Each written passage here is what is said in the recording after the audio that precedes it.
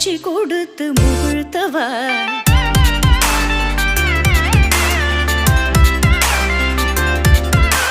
தனிக்கடல் அலையினில் கதிரவனொளியினை இணையது கழலன கனித்தவா